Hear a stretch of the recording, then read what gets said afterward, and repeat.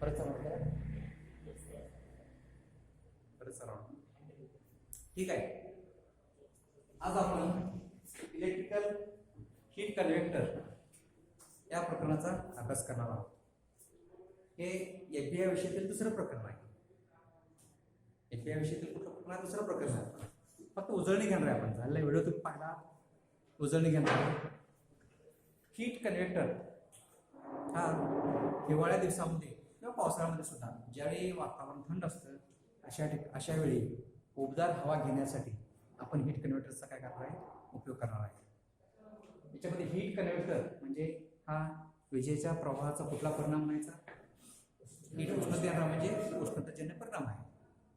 याच्यामध्ये आपण उष्णता घेण्यासाठी हे जे उपकरण पाहिलं, चौकोनी उपकरण आहे, याची बॉडी आहे, ती सीट मेटल पण तयार केली असते आणि वरती याच्यावरती पावडर कोटिंग केली असते जेणेकरून शॉक बसू नये. याच्यामध्ये आतमध्ये जर पाहिला तुम्ही अंतर्भाग प्रत्येक याच्यामध्ये या ठिकाणी हा ब्लोअर फॅन असतो. या ठिकाणी ब्लोअर फॅन आणि त्या ब्लोअर फॅनला जे ब्लेड असतात ते एक्झॉस्ट पंख्यासारखे ब्लेड असतात. एक्झॉस्ट पंख्यासारखे. त्यामुळे काय म्हणणार आहे तुम्हाला, जी बाहेरची हवा बॅक साईड मागील बाजूला जाळी असते त्या जाळीतून हवा काय म्हणायचं? एक्झॉस्ट पंखा ती हवा खेचली जाणार आहे आणि ती काय म्हणायचं पुढच्या बाजूला काय म्हणणार आहे? ती ढकलली जाणार आहे. याच्यामध्ये जी मोटर वापरली जाते ती शरीरपूर्ण मोटर आहे.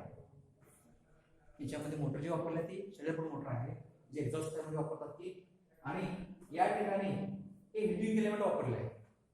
हिटिंग एलिमेंट वापरण्यासाठी याच्यामध्ये हिटिंग एलिमेंट तयार करण्यासाठी नायक्रोम धातूचा वापर केला असतो. नायक्रोम पासून का तयार करतात तुम्हाला सांगितलं मी. हिटिंग एलिमेंट नायक्रोम का तयार करतात? हिटिंग एलिमेंट फार महत्त्वाचं आहे. आपल्याला उष्णता घ्यायची आहे. उष्णता घेण्यासाठी आपण जास्त इलेक्ट्रिक उपकरणामध्ये काय वापरतो? नायक्रोम पासून हिटिंग एलिमेंट तयार करतो. याच्यामध्ये हिटिंग एलिमेंट नायक्रोम तयार केलेले आहे. इथे जे स्विच आहे हे पेनॉट टाइप स्विच आहे.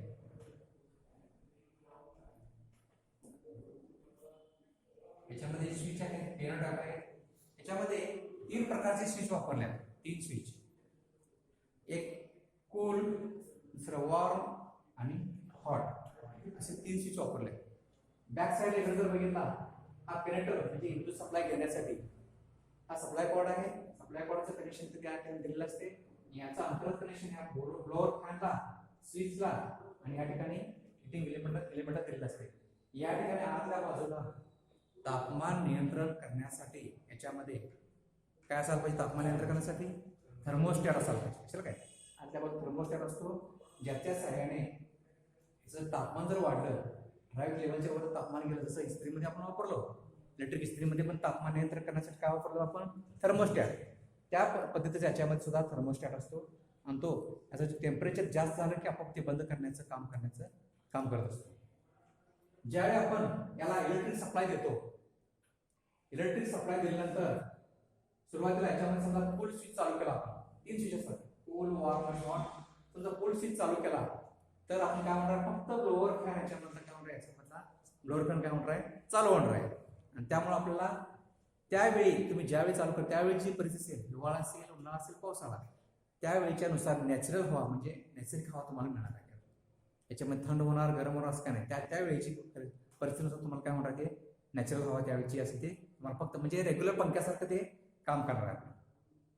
जर कूल स्विच चालू केला नंतर दुसरा वॉर्म स्विच चालू केला, वॉर्म स्विच जर चालू केला आपण तर त्या ब्लोअर फॅन पण चालू असणार आहे. त्याच वेळी या हिटिंग एलिमेंट मधील निम्मे हिटिंग एलिमेंट सप्लायला जोडले गेल्यामुळे निम्मे हिटिंग एलिमेंटला काय म्हणणार? ऑन होणार आहे. त्या ठिकाणी निम्मे हिटिंग एलिमेंटमुळे आपल्याला उष्णता मिळणार आहे. त्यामुळे थोडंसं काय होणार आहे? आपल्याला थोडंसं उबदार वाटणार आहे. त्यावेळी कळलं का तुम्हाला? थोडंसं उबदार हवा पुढे आपल्याला मिळणार आहे. आणि त्यानंतर हॉट स्विच जर चालू केला तर पूर्ण हिटिंग एलिमेंट सप्लाय जोडले गेल्यामुळे आपल्याला उष्ण हवा आपल्याला त्यावेळी काय म्हणणार आहे? पुढच्या बाजूला मिळणार आहे. हा इकडून एक्झॉस्ट फॅनमुळे याच्यामध्ये सिलेंडर मोटर वापरतात. एक्झॉस्ट फॅनला जे गेअर असतात सेंट्रीफ्युगल टाइप असतात आणि त्यामुळे इकडून हवा खेचली जाणार, पुढे फेकली जाणार आहे. आणि त्या हवेचा संपर्क या हिटिंग एलिमेंटशी आल्यामुळे आपल्याला हवा काय होणार आहे? गरम मिळणार आहे. कळलं काय? अशा तरी बघा, इकडून हवा येणार, पुढे ढकलले जाणार आहे डोर फॅनमुळे आणि त्या हवेचा संपर्क या हिटिंग एलिमेंटशी आल्यामुळे पुढे आपल्याला हवा कशी मिळणार आहे? गरम मिळणार आहे. कशाला? हॉट असेल तर जास्त उष्णता मिळणार आहे, वॉर्मला मात्र थोडस मध्यम प्रकारची उष्णता मिळणार आहे, आणि कूलला मात्र फक्त नॅचरल हवा मिळणार आहे. अशा प्रकारे या रोमीटरचं किंवा हीट कन्व्हर्टरचं काम चालतंय. याला ब्लोअर टाईप का म्हटलं बरं? याच्यामध्ये ब्लोअर फॅन वापरला, याच्यामध्ये मोटर वापरल्या. ब्लो म्हणजे फेकणारा, हा फॅनच्या सामान्य हवा पुढे फेकली जाते म्हणून याला ब्लोअर फॅन वापरतात. तुम्ही जर यातील फक्त हा पोर्शन जर काढला, हा ब्लोअर फॅन जर काढला तर तुम्हाला काय होणार आहे? हवा पुढे फेकली जाणार नाही, फक्त तुम्हाला काय होणार आहे? तर उष्णता तयार होणार आहे. जसं विद्युत शेगडी असते बघ, शेगडी तुम्ही बघितलाय, इलेक्ट्रिक शेगडी असते कॉइल टाईप, त्या शेगडीसारखं हे काम करणार फक्त. याच्यामध्ये फक्त उष्णता बाहेर पडणार आहे, आपल्याला घ्यायला लागेल. हवा काय जोरात मिळणार तुम्हाला. तर हवेचा जोर मिळण्यासाठी याच्यामध्ये काय वापरलाय? ब्लोअर फॅन वापरलाय, म्हणून याला काय म्हणतात? ब्लोअर टाईप रोमीटर असं म्हणतात. कार्य कळलं कसं याचं? कळलं? काय शंका आहे? किती स्विच वापरायच्यामध्ये? 3 असतात. पहिलं कूल, दुसरं वॉर्म आणि हॉट स्विच. समजा मी फक्त कूल स्विच जर वापरला तर तुम्हाला काय होणार? आपल्याला फक्त नॅचरल हवा मिळणार आहे. कळलं? यानंतर याच्यामध्ये तापमान नियंत्रण करण्यासाठी काय वापरलं? याच्यामध्ये थर्मोस्टॅट वापरलाय. कशाला? नंतर आता ह्या इलेक्ट्रिकल हीट कन्व्हर्टर वापरताना घ्यावयाची दक्षता. कुठले इलेक्ट्रिक उपकरण वापरताना दक्षता घ्यावीच लागते.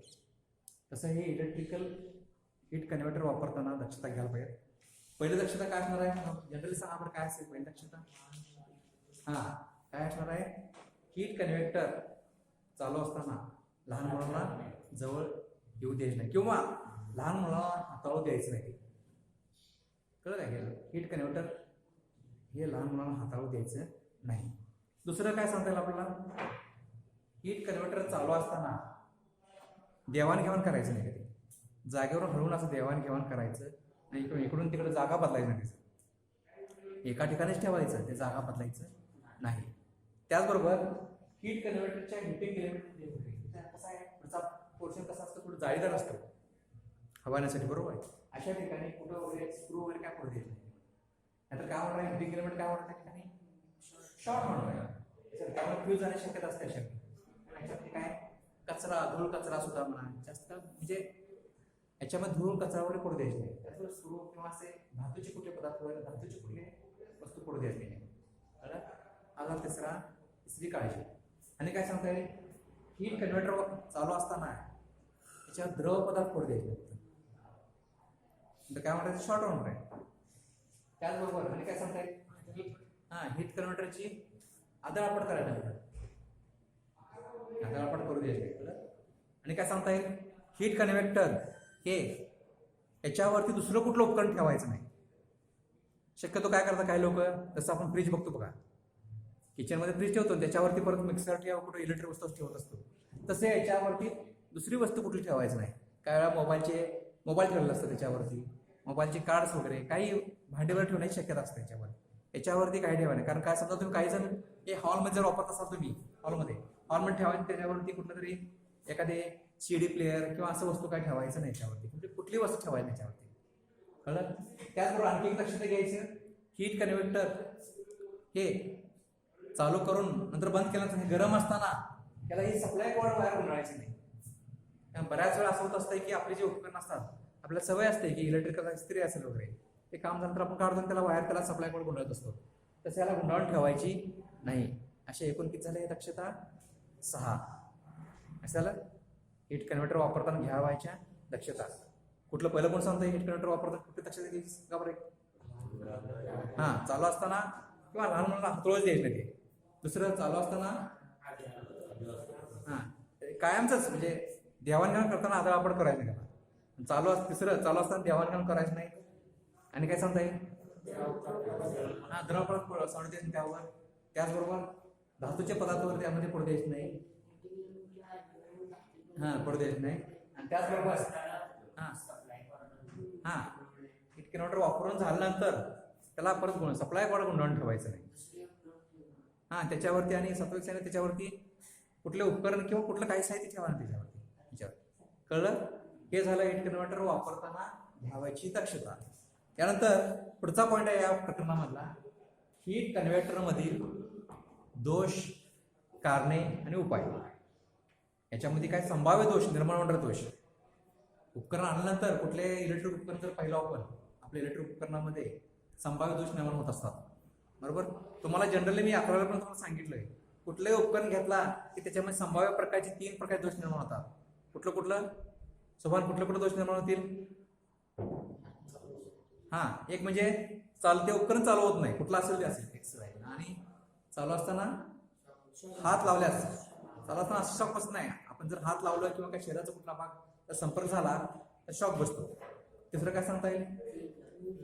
चालू असताना किंवा चालू केल्यानंतर फ्यूज जातो. तसं हे 3 दोषाला लागू होणारच. त्यातला पहिला दोष कुठला?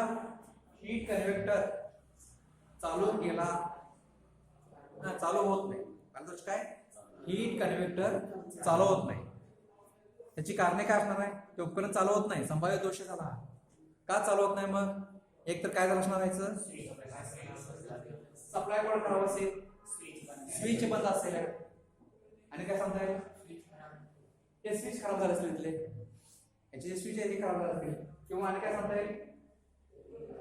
हिटिंग एलिमेंट ओपन असेल, किंवा ब्लोअर फॅन खराब झाला, वाइंडिंग शॉर्ट झाला असेल, कळलं काय? किंवा थर्मोस्टॅट असतो, थर्मोस्टॅटच्यामध्ये थर्मोस्टॅट सुद्धा नादृश झाला असेल. लक्षात. ही झाली कारणे. आता या कारणाचा, प्रत्येक कारणाचा उपयोग. पहिलं कारण काय सांगितलं तुम्ही? सप्लाय कॉर्ड खराब असेल.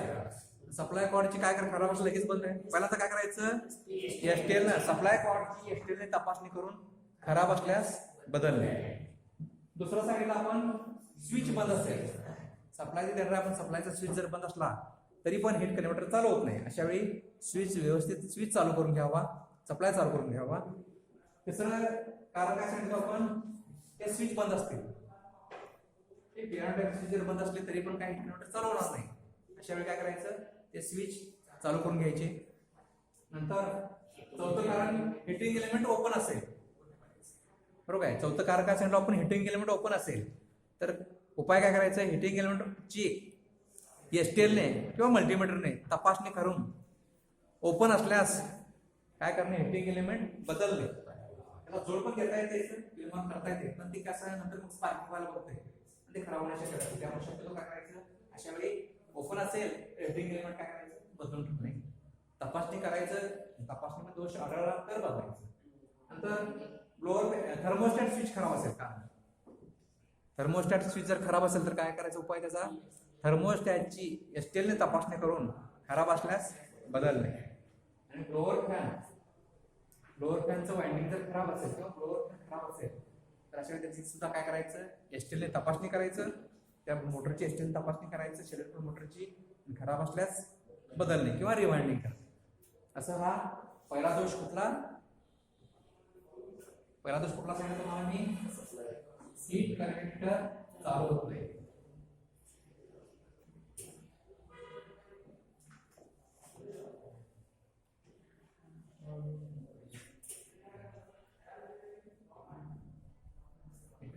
चालू होतं, त्याची कारणे, त्याचे उपाय झाले. यानंतर दुसरा दोष सांगायला आपला, हीट कन्व्हेक्टरला हात लावल्यास शॉक होतो. कधी? चालू असताना.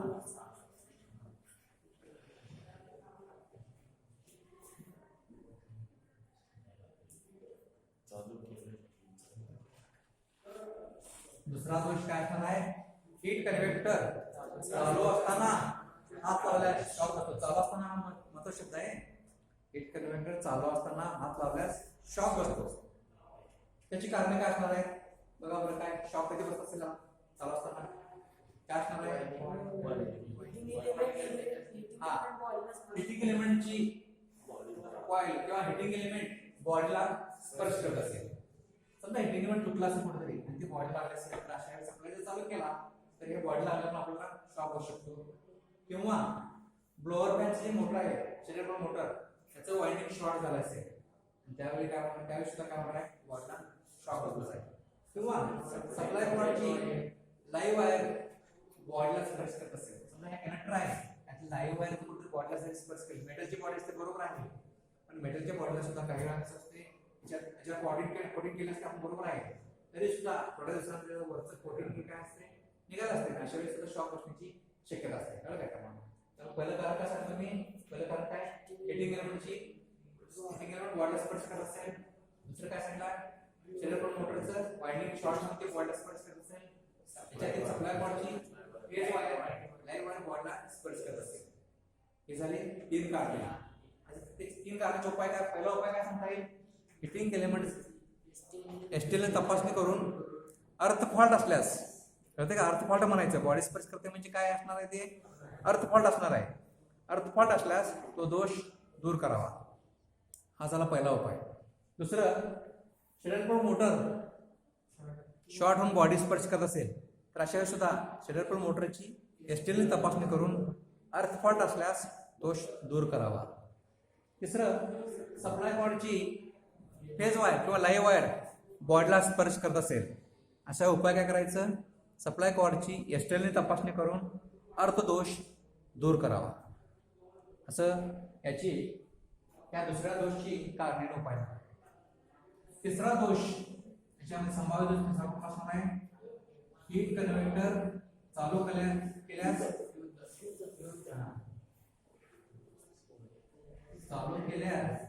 फ्यूज जातो.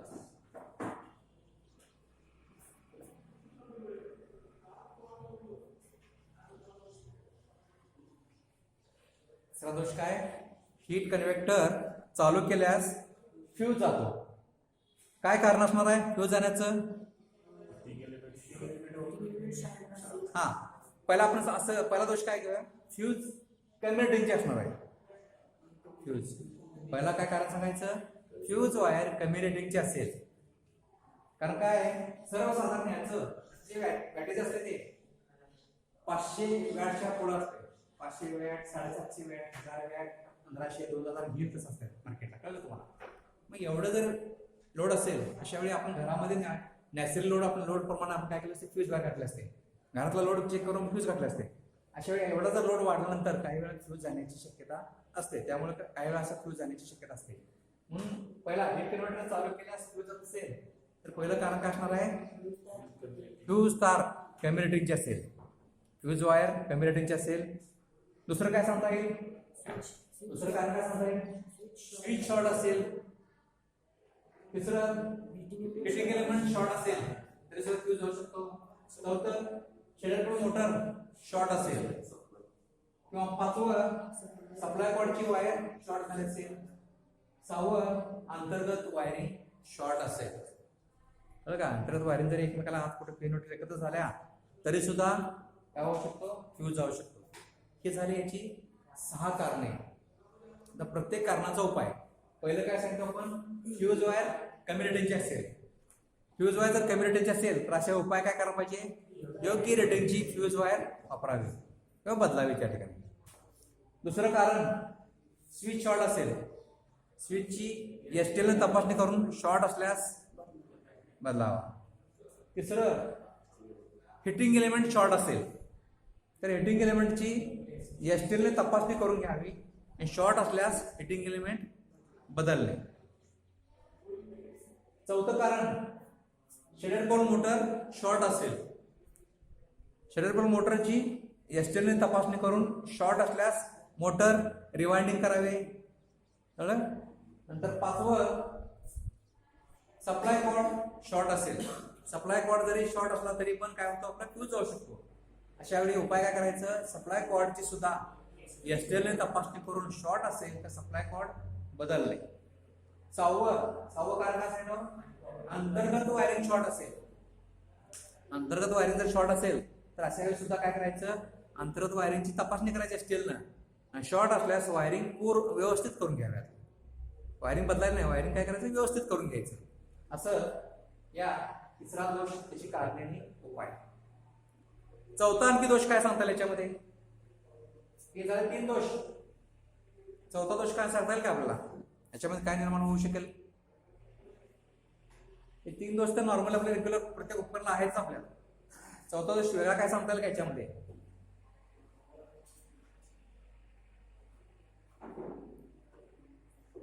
काय सांगता येईल? मी सांगतो बघा. हीट कन्व्हेक्टर गरम हवा फेकत नाही. होते का बघा बरं दोष? हीट कन्व्हर्टर गरम हवा, हीट कन्व्हर्टर चालू होतो पण गरम हवा फेकत नाही, बरं का. बाकीचा पंखा चालवला आहे पुढे गरम हवा फेकत नाही, हा एक दोष होऊ शकतो. हीट कन्व्हर्टर चालू केला असता गरम हवा फेकत नाही. तुम्हाला सगळं दिसते. समजा काही वेळेस इन्व्हर्टर पण असते, पॉवरचा इन्व्हर्टर लावला असतो तो लागलेला आहे, पंखा चालवला आहे, पुढे गरम हवाच येत नाही, हा दोष होऊ शकतो, निर्माण होऊ शकतो. कळलं काय. तर कारण काय असणार याच्यामध्ये, हे स्विच खराब असेल. स्विच खराब म्हणजे स्विच चालू केल्यानंतर ऑन ऑफ नसेल, लक्षात ठेवा. स्विच ओपन म्हणजे खराब असतील किंवा हिटिंग एलिमेंट खराब असेल. कळलं. हे दोन कारण होऊ शकतात. चालू होतो, लाईट लागतो, पण इकडे काय फॅन चालू होतो पण लागत नाही, असं गरम हवा फेकत नाही, हा दोष निर्माण होऊ शकतो. अशा वेळी काय होणार आहे, स्विच खराब असेल, स्विच ओपन असेल किंवा हिटिंग एलिमेंट जरी ओपन असेल, हिटिंग एलिमेंट जरी खराब असला तरी सुद्धा काय होणार, याच्यामध्ये काय होणार आहे, अशा आपला हा हवा गरम हवा देणार नाही. कळलं. उपाय काय सांगताल आपला, मग उपाय स्विचची असलेली तपासणी करून खराब असल्यास बदलणे. नंतर दुसरं कारणाचं काय उपाय, हिटिंग एलिमेंटची असलेली तपासणी करून खराब असल्यास बदलणे. झालं. हा झाला चौथा दोष, याची कारणे आणि याचा उपाय. नंतर पाचवा दोष सांगता येईल आपल्याला, हीट कन्व्हर्टर चालू केला असता स्पार्किंग होते. हीट कन्व्हर्टर चालू केला असता स्पार्किंग होते.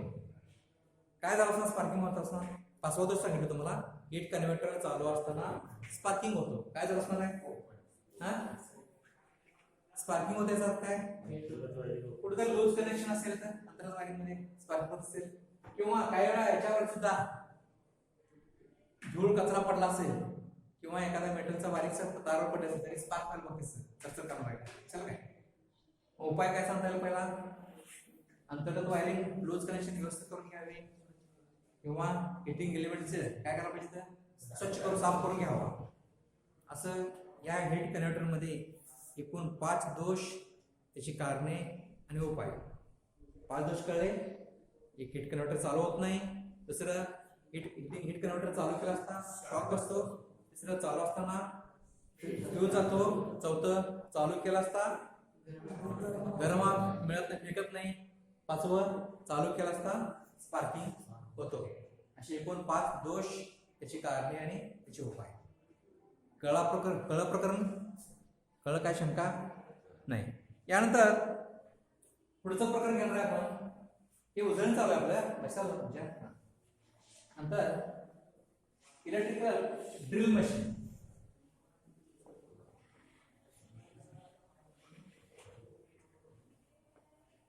ड्रिल मशीनची आपण काय करणार या ठिकाणी उजळणी घेणार आहे. ड्रिल मशीन आपण सगळ्यांनी पाहिलं आहोत. कोण पाहिलं नाही असं का ड्रिल मशीन? ड्रिल मशीन कोण पाहिलं नाही? ठीक आहे. तर ड्रिल मशीनचा उपयोग कशात करतो आपण? ड्रिल मशीनचा उपयोग कशात करतो आपण? छिद्र पाडण्यासाठी, होल पाडण्यासाठी. कळलं का तुम्हाला? याच्यामध्ये भिंतीवर असेल, लाकडावर असेल, धातूवरती छिद्र पाडण्यासाठी या ड्रिल मशीनचा आपण उपयोग करतो. जनरली सगळेजण वापरतोच आपण घरी. प्रत्येकाच्या घरी जवळपास आहे. आपण प्रत्येकजण तर तुम्ही इलेक्ट्रिकचे काम करता, मग तुम्हाला माहिती आहे ड्रिल मशीनचा वापर सर्वसाधारण सगळ्यांनी केलाय. आणि ऍक्च्युली त्याचं कार्य कसं चालतं हे सगळ्यांना माहित नसतं आपल्याला. बरोबर आहे. या ड्रिल मशीन मध्ये कुठली मोटर वापरतो तुम्हाला माहिती आहे? ड्रिल मशीन मध्ये कुठली मोटर वापरते? ड्रिल मशीन मध्ये ड्रिल मशीन हे पॉवर टूल आहे. ड्रिल मशीन म्हणजे काय, एक प्रकारचं पॉवर, ताकद लागते याला. जास्त स्पीडची मोटर असणार. त्यामुळे कुठली मोटर वापरली याच्यामध्ये? कुठली मोटर असणार? जास्त स्पीडची मोटर कुठली आहे आपली? अगदी सुरुवातीला चालू केला असता जास्त स्पीड मिळते. आठवते का बघा? तर याच्यामध्ये युनिव्हर्सल मोटर वापरतात. युनिव्हर्सल मोटर वापरतात जी मोटर उच्च गतीची आहे.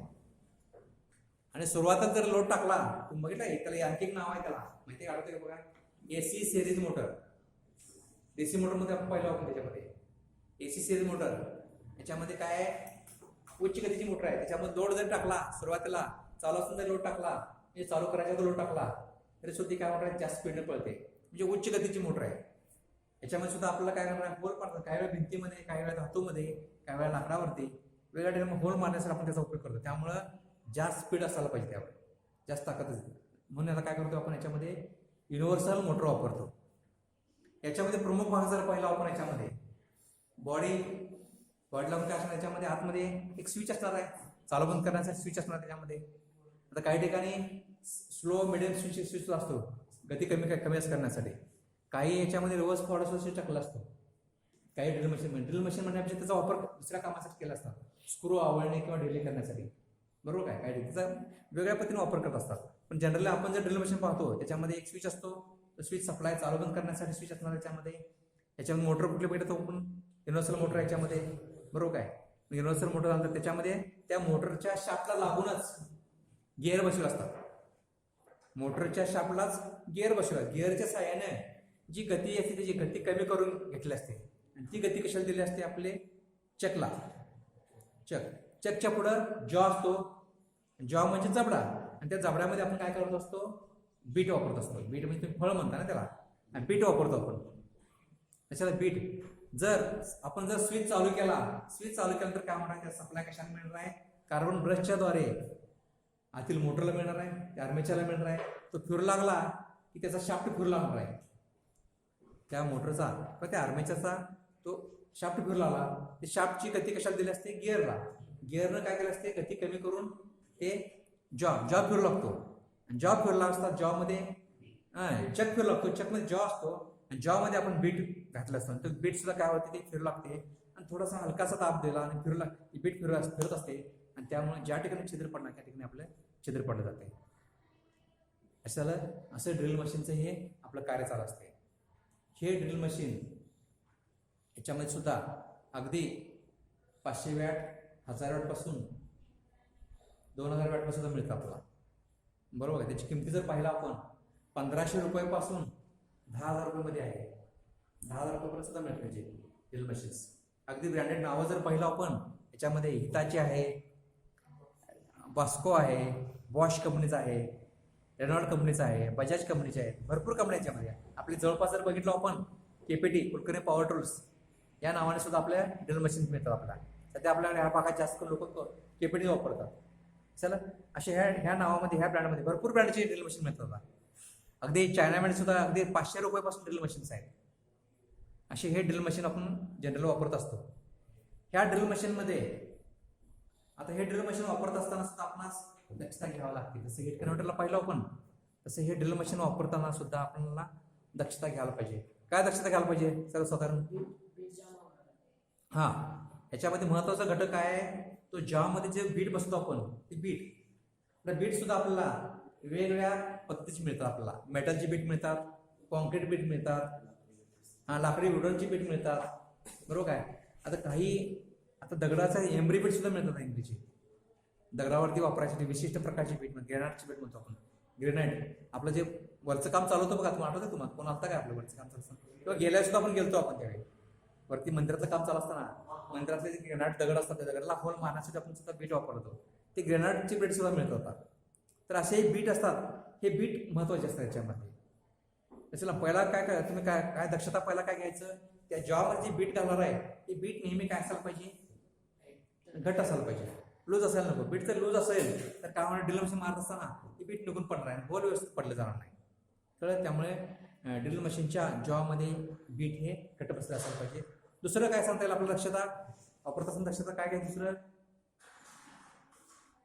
Drill machine. दुसरी दक्षता काय, ड्रिल मशीन चालू असताना देवघेव कधी करायचं नाही, एकमेकाला देवाणघेवाण करायचं नाही. बऱ्याच वेळा काम चालू असताना आपल्या हाताखाली हेल्पर्स वगैरे असतात काम चालू असताना, आणि दोन ठिकाणी जर काम चालू असेल, एक ड्रिल मशीन असेल, असे काय करतो, चालू असताना इकडून घ्यायचं आणि त्याला द्यायचं, हेल्पर मार्फत करत असतो आपण चालू स्थितीमध्ये. त्याला लॉक स्विच पण असतो माहिती ना, लॉक्स, त्या स्विचमध्ये लॉकचा प्रकार असतो. तो लॉक तुम्ही केला की कंटिन्यू चालू राहत असते ड्रिल मशीन. आणि समजा चुकून तुम्ही चालू करत असताना लॉक स्विच दाबला गेला असेल आणि ड्रिल मशीन चालू असेल, अशा वेळी जर तुम्ही दुसऱ्याला द्यायचा प्रयत्न केला तर धोकादायक असते. चालू असताना द्यायचं नाही. त्याच्याला दुसरी काळजी काय घ्यायचं, ड्रिल मशीन चालू असताना देवघेव करायचं नाही. तिसरं काय सांगता येईल आपल्या लक्षात, ड्रिल मशीन लहान मुलांना हाताळता द्यायचं नाही. त्याच्याबरोबर मला असं म्हणायचं आहे की ड्रिल मशीन अकुशल माणसाला, ज्याला हाताळता येत नाही अशा माणसाकडे ते वापरायला द्यायचं नाही. म्हणजे काय सांगता येईल आपल्याला तिसरी काळजी काय सांगता येईल आपल्याला, ड्रिल मशीन ज्याला हाताळता येईल अशाच व्यक्तीला ते ड्रिल मशीन वापरायला द्यायचं. कुशल व्यक्तीनंच ड्रिल मशीन हाताळायचं. चौथं काळजी काय सांगतात आपल्याला? चौथी काळजी, योग्य त्या कामासाठी योग्य ती बीट वापरायचं. कळते काय? ड्रिल मशीन वापरताना घ्यावायची काळजीमध्ये चौथी काळजी काय? ड्रिल मशीन साठी जी बीट वापरणं आहे ती योग्य त्या कामासाठी योग्य ती बीट वापरायचं. बऱ्याच वेळा असं होत असतंय, आपण काम करत असतो, कॉन्क्रीट समजा कॉन्क्रीट तुम्ही या भिंतीला होल पाडत असाल आणि अशा वेळी एखाद्या लाकडाचं काय ते लाकडावरती जॉब होल मारायचं असेल, ते त्या बीटनं तुम्ही जर वापर करायला आला तर ती बीट काय होतं, अशा वेळी खराब होते किंवा वेळ जास्त लागतो. किंवा काही वेळा लाकडाचं बीट भिंतीला जर वापरला तर नाही पडणार. त्या पद्धतीने ती मेटल वापर असते त्यामध्ये. कळलं काय? त्यामुळं योग्य त्या कामासाठी योग्य त्या बीटचाच वापर करायचा. हे झालं चौथी दक्षता. पाचवी दक्षता काय सांगता येईल आपल्याला? छतावरती वगैरे होल पाडत असाल तुम्ही छतावरती, तर अशा वेळी सेफ्टी गॉगलचा वापर करायचा. का बरं? ज्यावेळी छतावर तुम्ही होल मारत असता अशा वेळी काय म्हणणार आहे, छतावरून धूळ वगैरे पडण्याची शक्यता आहे. अशा वेळी आपल्या डोळ्यामध्ये जाण्याची शक्यता असते, डोळ्याला इजा होण्याची शक्यता असते. त्यामुळं छताला होल पाडत असताना काय करायचं, आपल्याला डोळ्यामध्ये सेफ्टी गॉगलचा वापर करायचा. असं पाचवी काळजी झाली. आणि काय काळजी घेतात सांगा? आणि काय सांगता येईल काळजी?